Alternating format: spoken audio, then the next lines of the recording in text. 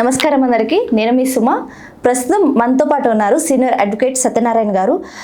ఈరోజు పర్టికులర్గా మనకి బాగా వైరల్ అవుతున్న ఒక పెద్ద టాపిక్ అని చెప్పొచ్చు. అసలు ఇది అందరికీ తెలియాలి. కొన్ని ఏంటి అంటే ఐబొమ్మ రవి బాగా ఫేమ్ అవుతున్నాడు. చాలామందికి హీరో అయితే సినిమా ఇండస్ట్రీకి అయితే విలన్ అయ్యాడు. అసలుకి ఇప్పటి వరకు నిన్నటి వరకు అయితే ఒక 12 కేసులు అయితే పడినాయి. ఇప్పటి నుంచి అంటే ఇంకా కేసులు పెరిగే ఛాన్స్ ఉందా? ఒకవేళ క్రిమినల్గా చూస్తున్నారా? తనకి ఇంకా కేసులు పడితే తనకి బెయిల్ వచ్చే ఛాన్స్ ఉందా లేదా? అసలు తన వెనక ఎంతమంది ఉన్నారు? ముందు ఎవరు వచ్చి నడిపిస్తున్నారు? ఇలాంటి అన్నిటికీ క్వశ్చన్ మార్క్ మీకు ఎట్లా ఉందో నాకు అంతే ఉంది. మనతో పాటు సత్యనారాయణ గారు ఉన్నారు. అడిగి తెలుసుకుందాం అసలు ఏమేమి కేసులు ఉన్నాయని, ఎలాంటి సెక్షన్స్ ఉన్నాయని చెప్పేసి. నమస్కారం అండి. నమస్తే అమ్మా. సో ఇప్పుడు మీరు చూసుకోవచ్చు, సోషల్ మీడియాలో బాగా హల్చల్ జరుగుతుంది. హల్చల్ అని కాదు, సోషల్ మీడియాలో ఏంటంటే ఐబొమ్మ రవి అంటే ఒక సెన్సేషనల్. అవును. సో ఈ ఐబొమ్మ రవికి అసలు ఇప్పటి వరకు ఎన్ని సెక్షన్స్ పడ్డాయి? మీరు అన్నట్టు సెక్షన్లు అయితే 13 దాకా పడినాయి అమ్మా. కేసులు కదా అవి, సెక్షన్లు పడినాయి. ఒకటే కేసులో 13 సెక్షన్స్ వచ్చినాయి. అవి ఐటీ యాక్ట్ ప్రకారంగా, అదేవిధంగా బిఎన్ఎస్ ప్రకారంగా, copyright and cinematographic amendment act 2023 ప్రకారంగా కూడా వారి మీద కేసులు నమోదైనాయి. ఈ సినిమా ఆటోగ్రాఫిక్ అమెండ్మెంట్ యాక్ట్ ప్రాముఖ్యత ఏంటంటే, ఇలాంటి నేరాలకు పాల్పడినప్పుడు ఎవరైతే అంటే సినిమా వాళ్ళు నిర్మాత ఏమైనా లాస్ అయినప్పుడు అతని యొక్క లాస్ అయిన అమౌంట్లో 20% ఏదైతే ఉందో అది అక్యూజ్డ్ పే చేయాలనేది ప్రధానమైన సెక్షన్ ఉంటుంది. సో ఇట్లా మనకు దాదాపు 13 సెక్షన్లు రవి మీద నమోదు చేయడం జరిగింది. అంటే మొదలు ఎఫ్ఐఆర్ అయినప్పుడు 4-5 సెక్షన్లతో వచ్చింది. తర్వాత 13 రిమాండ్ పీరియడ్లో టైంలో 13 సెక్షన్లకు అది పెంచడం జరిగింది. అంటే ఇన్వెస్టిగేషన్ ఇప్పుడు వీరు పోలీసు సైబర్ క్రైమ్ వారు ఏం చేశారంటే పోలీస్ కస్టడీ అడిగినారు. వారం రోజులు పోలీస్ కస్టడీ అడిగినారు. పోలీస్ కస్టడీలో వారికి 5 రోజులు ఇచ్చారు. సో ఈ 5 రోజుల 5 రోజుల పీరియడ్లో వివిధ సెక్షన్లు యాడ్ అయ్యే అవకాశం ఉంటుంది. అదేవిధంగా మనం చూసుకున్నాము, ఈడీ కూడా కమిషనర్ను అడిగింది. లెటర్ ద్వారా ఇన్ఫర్మేషన్ కేసు డీటెయిల్స్ అడుగుతూ ఉన్నారు. దాని ద్వారా కూడా అంటే ఈడీ కూడా ఇన్వాల్వ్ అయ్యే అవకాశం ఉంది. అదేవిధంగా సిబిఐ కూడా ఇన్వాల్వ్ అవుతూ ఉంది. సో ఇవన్నీ మనం ఓవరాల్గా చూసుకుంటే రవి మీద ఉచ్చు అనేది బిగిస్తూ ఉన్నది అనేది స్పష్టంగా కనబడతా ఉంది. వాంటెడ్ అని కాదు, కానీ ఇప్పుడు చట్టపరంగా అయితే మనకు కనిపిస్తూ ఉంది. నాట్ ఓన్లీ ఒక కేసు కాదు, ఇప్పటికీ ఒక 4 కేసులు అడిషనల్గా అయినాయి. సో 4 కేసులు అంటే ఒకటి దాంట్లో రిమాండ్ అయ్యాడు, మిగతా దాంట్లో ఇంకా రిమాండ్ కావాల్సింది ఉంది. సో ఇప్పుడు అందరికీ తెలిసిందే ఉచ్చు బిగిస్తున్నారు అన్న విషయము. కానీ బయట వాళ్ళందరికీ హీరోనే కావచ్చు, కానీ తను చేసింది చాలా క్రిమినల్ పని. అంటే ఎందుకంటే వాళ్ళ కష్టాన్ని దోచుకోవడం. సో దీనివల్ల ఐబొమ్మను ఆపలేకపోవడం మన వ్యవస్థ చేతకానితనమా? అంటే ఇప్పుడు వ్యవస్థ అని కాదు, కానీ పెరుగుతున్న నాగరికత కావచ్చు, టెక్నాలజీ కావచ్చు. ఇప్పుడు పెరుగుతున్న టెక్నాలజీ ప్రకారంగా మనం ఏ విధంగా తీసుకుంటే ఆ విధంగా పోతుంది టెక్నాలజీ అనేది. ఈరోజు నాట్ ఓన్లీ పైరసీ మనం గమనిస్తూ ఉన్నాం. ఇప్పుడు మన చేతిలో ఉన్న ఫోన్ ఏదైతే ఉందో దానికి వివిధ రకాలుగా లింక్స్ వస్తూ ఉన్నాయి. ఇప్పుడు ఎస్బీఐ లింక్స్ అని, ఇంకోటి కేవైసీ లేదు మీరు చేసుకోండి అని.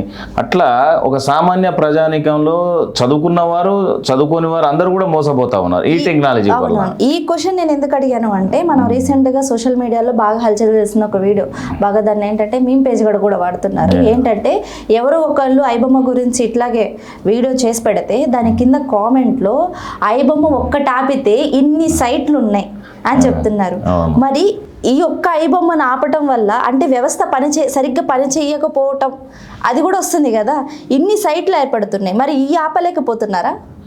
అంటే మేడం, ఇప్పుడు వ్యవస్థ, పోలీస్ వ్యవస్థ కానీ మిగతా ఇన్వెస్టిగేషన్ టీం కానీ ఎప్పటికప్పుడు పనిచేస్తూనే ఉంటుంది. ఇప్పుడు మనం ఒకసారి పైరసీ విషయాన్ని ఒక నిమిషం పక్క పెడితే, గత కొన్ని సంవత్సరాలుగా స్వతంత్ర పూర్వము, స్వతంత్ర తర్వాత కూడా ఇప్పుడు దొంగతనాలు కానీ క్రైమ్ అనేది జరుగుతూనే ఉన్నది.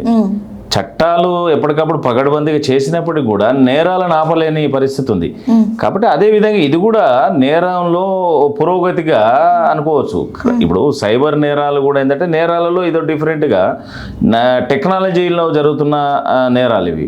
సో దీంట్లో ఏంటంటే ముఖ్యంగా మనకు ఈ ఐబొమ్మ ఆపినందువల్లనే వెబ్సైట్స్ పుట్టుకొస్తున్నాయని అంటున్నారు, కానీ వాస్తవానికి ఇప్పుడు మనం చూస్తా ఉన్నాం కొన్ని టీవీలలో ఇంకో సైట్స్ కూడా ఉన్నాయి, మూవీ రూల్స్ అని, తమిళ్.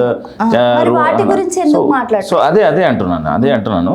అయితే ఈ ఇన్వెస్టిగేషన్ అనేది ఎప్పుడైతే మొదలు పెట్టినారో లోతుగా పోలీసు వ్యవస్థ అనేది ఇన్వెస్టిగేషన్ చేస్తూ ఉంది. దాంట్లో భాగంగానే ఈ సర్వర్స్ కానీ డేటా కానీ, ఇంకోటి ఇక్కడ మనం గమనించాల్సింది ఏంటంటే ఏదైతే నాట్ ఓన్లీ పైరసీ వలన సినిమా చూడవచ్చు, ఈరోజు మనం డబ్బులు పెట్టకుండా చూడవచ్చు, కానీ దీని వలన ఏం జరుగుతుంది, బెట్టింగ్ యాప్స్ అనేది వస్తూ ఉన్నాయి. సో ఆ బెట్టింగ్ యాప్స్ వాళ్ళు ఏం చేస్తున్నారు, ఈ పైరసీకి సపోర్ట్ చేసుకుంటూ వాళ్ళు కొంత ఫండింగ్ ఇస్తున్నారు అనేది పోలీస్ ఇన్వెస్టిగేషన్లో సమాచారం. సో ఈ బెట్టింగ్ యాప్స్ వలన యువత ఎంత నష్టపోతూ ఉన్నారు, అదేవిధంగా ఈ కుటుంబాలు ఖరాబ్ అవుతూ ఉన్నాయి, నాశనం అవుతూ ఉన్నాయి. ఇప్పుడు యువత ఫస్ట్ స్టార్టింగ్లో కొంత డబ్బులు వచ్చేసరికి లక్షలు బెట్టింగ్ పెడతా ఉన్నారు. సో దాని వలన నాకు తెలిసినవి కూడా నా క్లయింట్స్ కూడా చాలామంది ఎంతో నష్టపోయారు. అదే కాకుండా ఇప్పుడు ఇంకొక విషయము, వీళ్ళు ఏం చేస్తున్నారు, సైబర్ నేరస్తులు కాల్ చేసి వేరే దేశాల్లో ఉండి కావచ్చు, రాష్ట్రాల్లో ఉండి కావచ్చు, ఫోన్ కాల్ చేసి మీరు ఒక 10,000 5,000 పంపిస్తే మీకు ల్యాక్స్లో మీకు డిపాజిట్ చేస్తామని చెప్పి ఈ విధంగా, అంటే నేరాలు అనేది రకరకాలుగా మారుతూ ఉంది. కాలానుగుణంగా జనాలు అభివృద్ధి చెందాలి, ఆర్థికంగా అందరూ ముందుకు రావాలనేది పక్కన పెడితే నేరాలలో అభివృద్ధి చెందుతూ ఉంది, క్రైమ్ రూపు మార్చుకుంటా ఉంది. అవును. సో ఇప్పుడు ఇంత పెద్ద నేరం జరుగుతుంది, ఐబొమ్మని పట్టుకోవడం ఒక ఛాలెంజ్గా తీసుకుంది పోలీస్ వ్యవస్థ, గవర్నమెంట్ వ్యవస్థ ఏదైనా కావచ్చు. దీని వెనుక ఐబొమ్మ రవి మనం చూసుకుంటే తన తల్లిదండ్రులు కానీ తన బ్యాక్ సైడ్ ఫ్యామిలీ సపోర్ట్ కానీ చూసుకుని ఉంటే తనకు కలిగిన ప్రేరణ ఇదంతా అని మనకి తెలుస్తుంది. నాకు ఈ డబ్బులు సంపాదించాలన్న ప్రేరణ వల్ల నేను చేసుకున్నాను, కానీ పేరెంట్స్కి ఎలాంటి సంబంధం లేదని వస్తుంది. కానీ ఒక్కడి వల్ల ఇదంతా సాధ్యమవుతుందా? దీని వెనక కొంతమంది మనం చూసుకున్నట్లయితే రాజకీయ నాయకులు అండదండలు లేకుండా ఇంత పెద్ద మాఫియా నడుస్తుందా? అది మీరన్న కోణంలో కూడా పోలీస్ వ్యవస్థ ఇన్వెస్టిగేషన్ చేస్తూ ఉన్నది. సరే, మీ వాస్తవం ఏంటంటే ఒకరితోటి అయ్యేది కాదు ఇది. సో ఇంత పెద్ద వ్యవస్థ ఒకరితోటి జరిగేది అంటే మనం చూస్తూ ఉన్నాం, యూకే అని, యుఎస్ఏ అని, అదేంటి కోల్డ్ సర్వర్స్ వేరే దేశాల్లో పెట్టి చేస్తూ ఉన్నాడని. సో ఒకరితో అయ్యేది కాదు. కాకపోతే ఇన్వెస్టిగేషన్లో ఆయన ఏం చెప్తున్నాడు, నేను ఒక్కనే చేసినా అని చెప్తున్నాడు, కానీ వాస్తవానికి ఒక్కరితో అయ్యేది కాదు. ఎందుకంటే ఆయన లోపలుండి బయట ఇంకా నడుస్తున్నాయి. ఎస్బీఐ పోర్టల్ ఇంతకు ముందు మీరు చెప్పినట్లయితే ఎస్బీఐ పోర్టల్లో ఒక లింక్ షేర్ చేస్తే ఇప్పుడు వస్తున్నాయి అవి ఎప్పుడు రవి అరెస్ట్ అయినాక. సో దీని వెనక కుట్ర నడుస్తుంది అందరికి స్పష్టంగా అర్థమవుతుంది.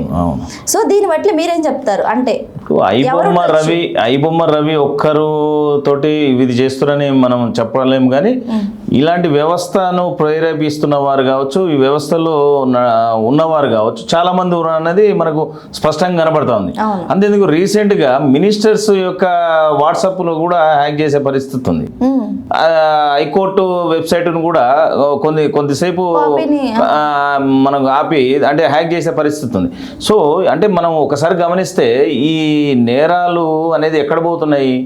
సో దీని మీద ప్రభుత్వాలు చేయాల్సింది ఏంటంటే, ప్రభుత్వాలు ఖచ్చితంగా ఈ నేరాలు, సైబర్ నేరాల మీద కావచ్చు, సైబర్ వ్యవస్థ మీద అంటే టెక్నాలజీ మీద ఒక అవగాహన అనేది ప్రజల్లో తేవాలి. తెచ్చినప్పుడు అంటే ఇప్పుడు మనము కొన్ని రోడ్డు మీద పోతామండి, లెఫ్ట్ సైడ్కు నడవాలనేది రూల్. సో ఇది అందరికీ తెలుసు. సో అదేవిధంగా ఇలాంటి సైబర్ క్రైమ్స్లో అంటే జనాలు ఇప్పటివరకు కూడా ఏం చేస్తూ ఉన్నారు, ఈ ఐబొమ్మ కేసు బయటపడేంత వరకు కూడా ఐబొమ్మ సినిమా చూడడం నేరం కాదనేది అందరికీ తెలుసు. అది నేరం అని ఎవరు తెలియదు. అది టీవీలో వస్తున్నది, ఇది ఒక యాప్, దీంట్లో వేరే వేరే యాప్స్ లాగానే ఇది కూడా ఒక యాప్ అని అనుకున్నారు. కానీ అది హ్యాక్ చేసినారు, దానిలో పైరసీ అనేది చాలా మందికి, అంటే గ్రామాలలో ఉన్న వారికి ఎవరికి తెలుసు, అవును, తెలియదు. సో వారు చూసిన వాళ్ళంతా నేరస్తులు అంటే ఇప్పుడు వాళ్ళకి తెలియక చేసిన దానికి కూడా నేరస్తులుగా ప్రభుత్వాలు పరిగణించే పరిస్థితి ఉంది. కాబట్టి అవగాహన అనేది పెంచాలి. ఈ సైబర్ నేరాల మీద, సైబర్ చట్టాల మీద ప్రభుత్వాలు అవగాహన పెంచాలి. ఇప్పుడు మనం చూసుకున్నట్లయితే ఇది పైరసీ, ఇది కేవలం పైరసీ కాదు, లేదు అంటే ఇది సినిమా ఇండస్ట్రీపై జరుగుతున్న వ్యవస్థీకృత నేరమా, మనం చూసుకున్న ఆర్గనైజ్డ్ క్రైమ్ అని చెప్పేసి అంటాం. సో ఇది ఏంటంటే ఇప్పుడు సినిమా వాళ్ళకి బాగా ఎఫెక్ట్ పడుతుందని అంతా తెలుసు. అసలు ఎందుకు చేశాడు సినిమా వాళ్ళ మీదనే, అంటే ఒక మూవీస్ని ఇంత పైరసీ ఎలా అంటే డే 1 అది రిలీజ్ కాకుండానే ఐబొమ్మలో రిలీజ్ అవుతుంది. అప్పుడు వాళ్ళ మీద చాలా నేరం చేసినట్టే ఉంటుంది. కానీ ఆ బొమ్మ వీళ్ళకి ఎలాగొస్తుంది, ఆ ప్రింట్ అనేది వీళ్ళకి ఎలాగొస్తుంది, అక్కడ ఎవరు లేరు, ఆ సినిమా ఇండస్ట్రీ మొత్తం వాళ్ళని తప్పు పట్టడానికి ఉండొచ్చు. వాళ్ళు కూడా అంటే ఇప్పుడు మనం చెప్పలేము. అదే ఇప్పుడు దేనికైనా మనం ఇప్పుడు ఏ రంగాలను కానీ ఏ వ్యక్తులను కానీ మనం దోషులుగా మనం నిర్ధారించలేము. ఈ ఇప్పుడున్న పరిస్థితులలో this is the initial stage. అంటే ఓన్లీ ఇన్వెస్టిగేషన్ జరుగుతూ ఉంది, ఇంకా లోతైన ఇన్వెస్టిగేషన్ జరగాల్సి ఉంది. కాబట్టి till the filing of charge sheet మనం చెప్పలేము. సో బేసిక్గా ఏంటంటే ఇప్పుడు మీరు ఒక చక్కటి విషయం లేవనెత్తారు. సినిమా రంగం ఏదైతే ఉందో వాళ్ళ స్వయంకృత అపరాధం అని అంటే కొంత భాగం అని చెప్పొచ్చు. ఇప్పుడు మనం ఒకసారి గమనించినట్టయితే సినీ రంగం మొత్తం ఎవరి చేతిలో ఉందమ్మా, ఒక 4-5 నిర్మాతలు అగ్ర హీరోల చేతుల్లోనే ఉన్నది. సో ఇక్కడ చిన్న హీరోలు కానీ చిన్న సినిమాలు కానీ ఆడే పరిస్థితి లేదు. అరే వాళ్ళకు థియేటర్లు దొరికే పరిస్థితి లేదు. ఇప్పుడు సినిమా థియేటర్లు మీ చేతుల్లోనే ఉంటాయి. పెద్ద పెద్ద సినిమాలు మీరే చేస్తారు, నిర్మాతలు మీరే, డైరెక్టర్లు మీరే. సో ఇప్పుడు నష్టపోతున్నాము అని అంటే ఎవరు నష్టపోతా ఉన్నారు? సరే వాడి రవి చేసింది నేరం, దాంట్లో ఎవరు కూడా సపోర్ట్ చేయట్లేదు. యాజ్ ఏ అడ్వకేట్స్గా, జర్నలిస్ట్గా మన ఎవరం కూడా దాన్ని సపోర్ట్ చేయట్లేదు. కానీ ప్రజలు దానికి ఇంత ఆదరణ చెందుతున్నారంటే మీ లోపం కూడా ఉన్నది. ఏ లోపము? మీరు ఇష్టం ఉన్నట్టుగా టికెట్లు రేట్లు పెంచడము, థియేటర్లో మరి ఫుడ్ ఐటమ్స్కు ఇష్టం ఉన్నట్టుగా రేటు పెంచడం. సో ఇవన్నీ కూడా కొంత సినిమాకు సగటు మనిషి సినిమా టాకీస్కి పోయి సినిమా చూసే పరిస్థితి లేకుండా చేస్తూ ఉన్నారు. సో ఇది మీరు లోపం కదా అని నేను అడుగుతా ఉన్నా. కొంతమంది నష్టం మీకు నచ్చితే చూడండి లేకుంటే లేదని. అవును, అదే అంటున్నాం. ఇప్పుడు మీరు నచ్చితే చూడండి లేకుంటే లేదని మీరు ఏదైతే అంటున్నారో, మరి మిమ్మల్ని ఎవడు తీయమన్నాడు సినిమా అంటున్నా నేను. ఇప్పుడు మీరు ఏమైనా జనోద్ధరణకి సినిమా తీస్తున్నారా, లేకపోతే ఏమైనా సందేశం ఇస్తున్నారా?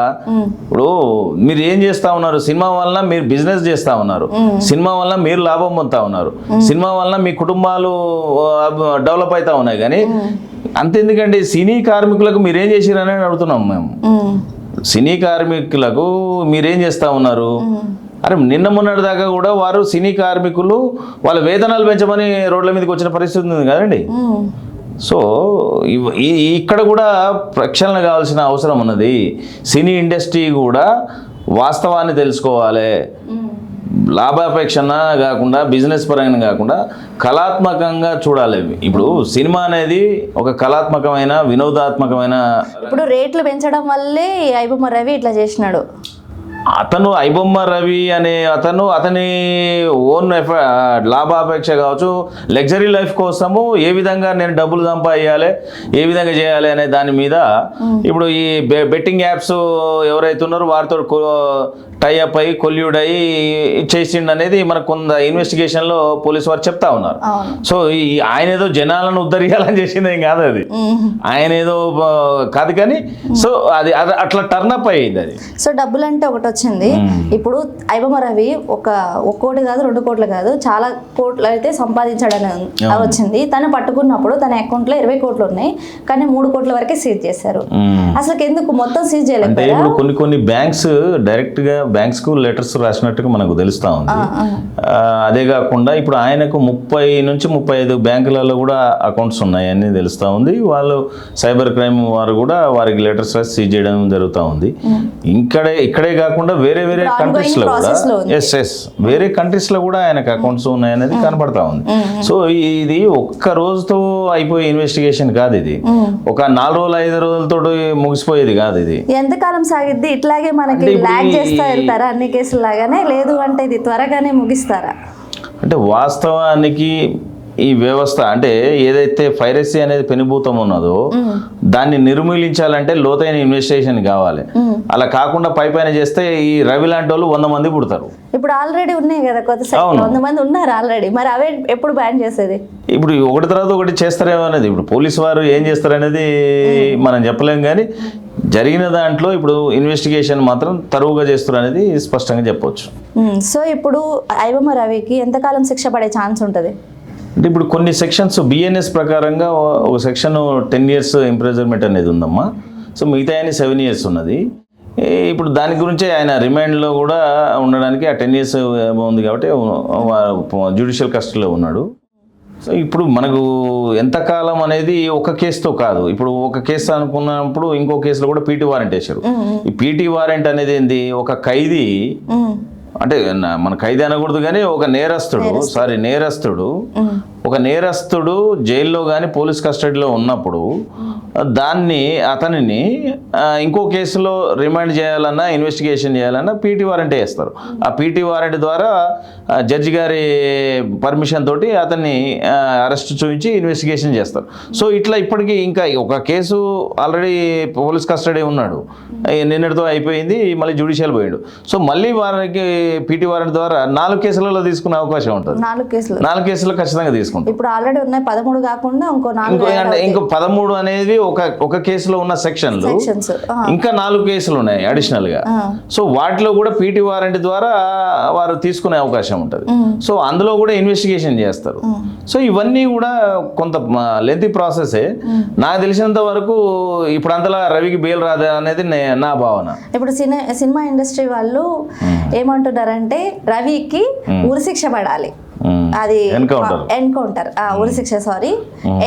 పడాలి, ఎన్కౌంటర్ చెయ్యాలి, రవిని అసలు బయటకు వదలకూడదు అని బహిరంగ ఒక వీడియో అయితే రిలీజ్ చేయడం కూడా జరిగింది. అది మీరు కూడా చూస్తున్నారు. దీని పట్ల మీరేమంటారు? ఇప్పుడు ఎన్కౌంటర్ అనే పెద్ద మనిషికి అసలు ఎన్కౌంటర్ అంటే తెలియనట్టుంది. అసలు ఎన్కౌంటర్ అనేది ఎట్లా చేస్తారు, ఎవరు చేస్తారు, అసలు ఎన్కౌంటర్ అంటే అర్థమైంది అనేది ఆయన తెలియనట్టుంది. ఎవరు దొరికితే వాడిని పోలీసులు ఎన్కౌంటర్ చేసుకుంటా పోరు కదా. ఇప్పుడు వాస్తవానికి ఎన్కౌంటర్ అంటే ఎదురు కాల్పులు జరిగినప్పుడు encounter. So already is in jail. ఇంకోటి ఏంది, ఇప్పుడు పోలీసు వాళ్ళను ఎన్కౌంటర్ చేయండి అనడానికి ఆయన కళ్యాణ్ అనుకుంటా. కళ్యాణ్ ఎవరు అంటున్నా నేను, వాట్ అథారిటీ, మీరు ఏ హోదాలో అంటున్నా నేను. సో మీరు ఒక కంప్లైంట్ ఇచ్చారు, దాని మీద పోలీస్ వ్యవస్థ ఉన్నది, న్యాయ వ్యవస్థ ఉన్నది, ఎవరి పరిధిలో వాళ్ళు చేసుకుంటారు. చట్టాలు ఎలా ఉన్నాయి, అతని నేరాన్ని బట్టి చట్టాలను బట్టి కోర్టు అనేది డిసైడ్ చేస్తుంది. కానీ ఎన్కౌంటర్ చేయాలని నువ్వే జడ్జిమెంట్ ఇవ్వడం అనేది నీ హోదాకు తగదని నేను అంటున్నా. అంతే. ఇంకా అంటే ఐబొమ్మ రవికి జీవితకాలం శిక్ష పడే ఛాన్స్ ఏమైనా ఉంటుందా? ఇన్ని సెక్షన్స్ పెట్టారు, అది జీవితకాలం అనేది మనం అనలేం. కానీ ప్రస్తుతం ఉన్న పరిస్థితులలో అంటే మనం కొంతమంది చూస్తా ఉన్నాం, మీడియాలలో కొంతమంది అంటా ఉన్నారు తక్కువ సెక్షన్లు ఉన్నాయి, అతి తొందరలో వస్తున్నాడు అది అనేది అని అంటా ఉన్నాం. కానీ రేపు ఎల్లుండో రిలీజ్ అవుతాడు అన్నట్టు కూడా చెప్తా ఉన్నారు, కొన్ని ముచ్చట్లు చెప్తా ఉన్నారు. కానీ నాకున్న అంతలో ఈ విషయాన్ని మొత్తం మనం గమనిస్తే ఇట్ విల్ టేక్ అనేది కొంత టైం పడుతుంది అనేది మనకు స్పష్టంగా కనబడతా ఉంది. సో ఇప్పుడు ఈ ఐబొమ్మ రవిది పెద్ద ఇది అయిపోయింది. మనకి ఫైనల్గా ఒకటి అడుగుతున్నా, అంటే ఇలాంటి ఉన్న ప్రస్తుతం పరిస్థితుల్లో చూస్తుంటే ఈ ఐబొమ్మ లాంటి పైరసీలు ఇంకా పుట్టుకొస్తున్నాయి. దీన్ని ఈ వ్యవస్థ వల్ల, అంటే ఈ వ్యవస్థ వల్ల కాదు కానీ అంటే ఇదే ఎట్లా ఫిక్స్ అయిపోతుందా, అంటే మళ్ళీ పుట్టుకొస్తూ ఉంటాయి, దీన్ని ఆపడం ఎవరి తరం కాదా? ఇది ఫైనల్గా చెప్పేయండి.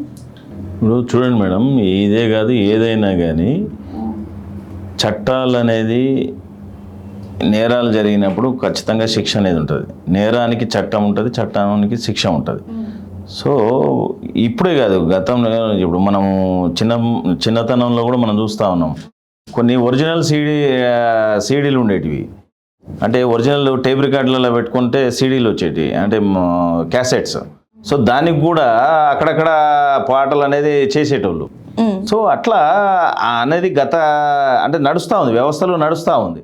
అది ఈ రోజుకి ఎట్లా రూపాంతరం చెందిందంటే ఆ సినిమా టాకీస్ లేకముందే ఆ యాప్లలో వచ్చే పరిస్థితి ఏర్పడతా ఉంది. సో కాకపోతే ఇప్పుడు నేను అదే అంటున్నాను, ఏంటంటే చట్టాల మీద, వ్యవస్థ మీద, అంటే న్యాయ వ్యవస్థ మీద, ఈ సైబర్ క్రైమ్స్, సైబర్ చట్టాల మీద ఏది కరెక్టు, ఏది రాంగు, ఏది చేయొచ్చు, ఏది చేయకూడదు అనేది అవగాహన ప్రజల్లోకి తేవాలంటున్నాను నేను. ప్రజల్లోకి అవగాహన తెచ్చినప్పుడు ప్రజలంటే లాస్ట్గా అన్నాను, ప్రజలంటే మొన్న రీసెంట్గా బైట్స్ మనం చూసుకుంటే పబ్లిక్ రియాక్షన్ ఒకళ్ళు అన్నారు, ఇది మనకి ఫేమ్ అయిన వాళ్ళే ఒకళ్ళు ఉన్నారు, వాళ్ళు ఏమన్నారంటే ఆ రవిని గనక ఏమైనా చేస్తే మేము చాలా మంది వచ్చి ధర్నా చేస్తాము, కోట్ల మంది వస్తాము అని అంటున్నారు. అదంతా వాస్తవం. అది వారి అవగాహన లోపము అని మనం అనుకోవచ్చు. కాకపోతే నేను ఇప్పుడు సరే దీన్ని సపోర్ట్ చేస్తున్న జనాలు నేను ఒకటే అడుగుతా ఉన్నా.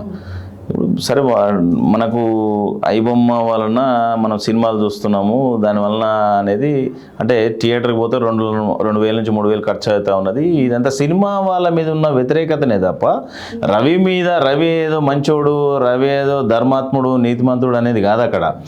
సినిమా వ్యవస్థ మీద, సినిమా టాకీస్కి ఈరోజు సామాన్యుడు పోలేని పరిస్థితి ఉంది కాబట్టి వారి మీద ఉన్న వ్యతిరేకత అనేది ఈ విధంగా బయటపెడతా ఉన్నారు. కానీ ఇప్పుడు సరే వారిని నేను కోరేది ఏంటంటే ఇప్పుడు దీన్ని ప్రోత్సహించినట్టే ఇప్పుడు మనకు లింక్స్ వస్తా ఉన్నాయి, వేరే నేరాలను కూడా ప్రోత్సహిస్తున్నామా? చేయట్లేదు కదా.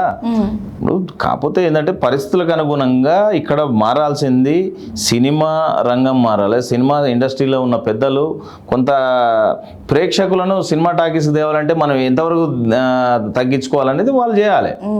దాని తగ్గట్టు ఇక్కడ ప్రభుత్వాలు కూడా ఏంది అంటే అవగాహన పెంచాలి. ఇప్పుడు మీరు వేరే కంట్రీస్లో, ఫారిన్ కంట్రీస్లో కన్నా మన దగ్గర సైబర్ చట్టాల మీద కానీ, సైబర్ నేరాల మీద కానీ అవగాహన తక్కువ ఉంది అంటున్నా. సో దాన్ని పెంచాల్సిన అవసరం ఉన్నది. సో అందుకే ఇప్పుడు ద సేమ్ టైం ముందుకు తీసుకురావాలి, ఇది అవేర్నెస్ అనేది ముందుకు తీసుకురావాలి. ఈ యుద్ధంలో ఐబొమ్మ చట్టం ఎవరు గెలుస్తారు? అంటే చట్టపరంగా ఉన్నారు కాబట్టి మీరు చెప్పండి. అంటే నార్మల్గా బయట పరిస్థితులు ఈ సెక్షన్స్ బట్టి మీరు చెప్పండి. ఐబొమ్మ అనేది వాస్తవానికి ముమ్మాటికి నేరమే, ఏదైనా ఎవరు చేసినా నేరమే. అయితే చట్టం ఐబొమ్మకు ఒక్కదానికే చట్టం కాదు. రేపు ఇంకొకటి వచ్చినా, ఏ బొమ్మ వచ్చినా, ఐబొమ్మ వచ్చినా, వైబొమ్మ వచ్చినా, ఏ బొమ్మ వచ్చినా ఖచ్చితంగా నేరమే అవుతుంది. సో రవి ప్లేస్లో ఇంకొకరున్నా నేరమే, ఐబొమ్మ ప్లేస్లో ఇంకొక యాప్ ఉన్నా నేరమే. సో మనం దాన్ని ప్రోత్సహించే విధంగా అనేది కాకుండా చట్టాలు అనేది ఎవరికి శత్రువు కాదు. తప్పు చేసినప్పుడు ఖచ్చితంగా చట్టపరంగా పోలీసు వ్యవస్థ పనిచేయాలి. అదేవిధంగా న్యాయ వ్యవస్థ కూడా, అంటే ఇక్కడ డిసైడింగ్ ఫ్యాక్టర్ వచ్చేసి న్యాయస్థానాలు. సో న్యాయస్థానాలకు కావాల్సిన సాక్ష్యాలు. సో ఆ సాక్ష్యాల మీద, ఆ డాక్యుమెంటరీ ఎవిడెన్స్ మీద, మెటీరియల్ మీదనే నేరం అనేది నిరూపణ అనేది జరుగుతుంది. సో అది పర్ఫెక్ట్గా ఉన్నప్పుడు ఖచ్చితంగా వారికి శిక్షలు పడతాయి. ఓకే. సో ప్రస్తుతం ఇలాంటి పరిస్థితులు ఉన్నాయి, మీరు చూసుకునొచ్చు. Thank you so much sir. అంటే చాలామందికి ఈ సెక్షన్లు ఎన్నున్నాయి. కొంతమంది రవి వచ్చేసాడు, లేదు కొంతమందికి ఎన్కౌంటర్ జరిగిద్ది, లేదు కొంతమంది జీవితకాలం అని చెప్పేసి అంటున్నారు. ఈ ప్రతి ఒక్కటి సెక్షన్స్ గురించి చెప్పినందుకు అంటే చాలామందికి అవగాహన లేదు. రవి హీరో బయట, కానీ సినిమా ఇండస్ట్రీకి విలన్ అయినా కానీ ఇది నేరం అని చాలా చక్కగా చెప్పారు. Thank you so much sir. Thank you అమ్మా. నమస్తే.